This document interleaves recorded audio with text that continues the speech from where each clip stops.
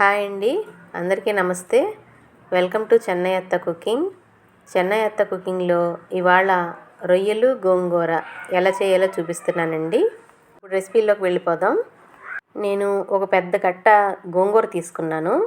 ఇవి ఇలా తుంచి పెట్టేసుకొని శుభ్రంగా కడిగి పెట్టేసుకున్నాను. చిన్న కట్టలు అయితే 2 తీసుకుంటే సరిపోతుంది. 3 ఉల్లిపాయలు, 4 టమాటోలు, ఈ సైజు 6 పచ్చిమిరపకాయలు తీసుకున్నాను. రొయ్యలు ఒలిసి శుభ్రంగా కడిగి పెట్టుకున్నాను. వెనకాల ఉండే నరాలన్నీ తీసేసి శుభ్రంగా చేసి పెట్టుకున్నాను. 1 కిలో రొయ్యలకి చూపిస్తున్నాను నేను. ఈ ఉల్లిపాయలు, టమాటోలు, పచ్చిమిరపకాయలు కట్ చేసి పెట్టుకోవాలి. ఇప్పుడు కుక్కర్ తీసుకొని ఈ శుభ్రం చేసుకున్న గోంగూర అంతా దీంట్లో వేసుకోవాలి.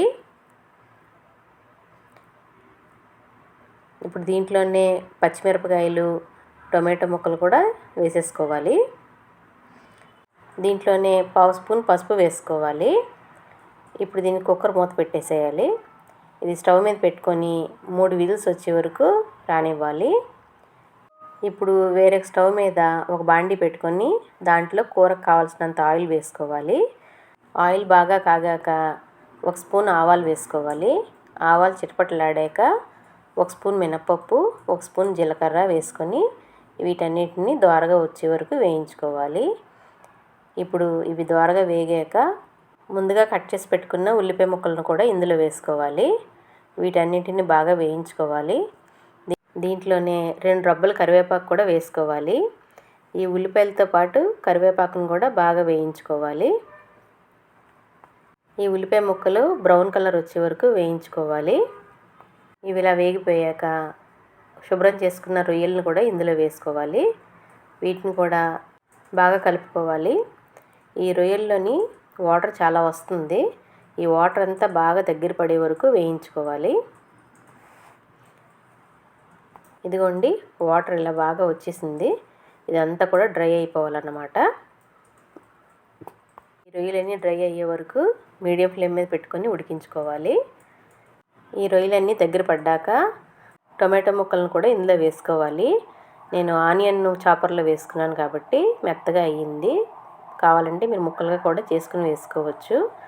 ఇదంతా బాగా కలుపుకోవాలి.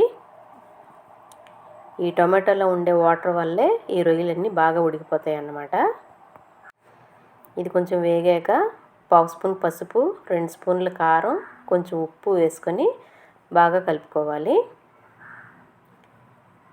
ఈ ఉప్పు, పసుపు, కారం రొయ్యలకి బాగా పట్టేటట్టుగా కలుపుకోవాలి.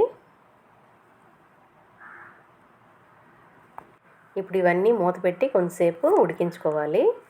ఒక 5 నిమిషాల తర్వాత ఈ రొయ్యలన్నీ కూడా బాగా ఉడికిపోయినాయి. దీంట్లో ఉండే వాటర్ కూడా బాగా డ్రై అయిపోయింది. ఇవన్నిటిని బాగా కలుపుకొని ఒక 2 నిమిషాలు వేగిపోయాక మనం ముందుగా ఉడకబెట్టుకున్న గోంగూర ఎలా ఉడికిందో చూద్దాం. ఇది బాగా ఉడికిపోయింది. దీన్ని పప్పు గుత్తితో కానీ లేదంటే ఏదైనా బ్లెండర్తో కానీ బాగా మెత్తగా చేసి పెట్టుకోండి.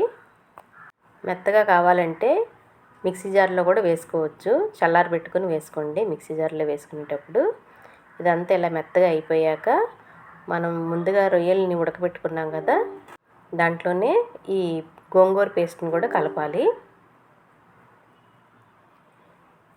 ఈ పేస్ట్ అంతా బాగా కలిపేసాక కొంచెం సేపు ఉడికించాలి.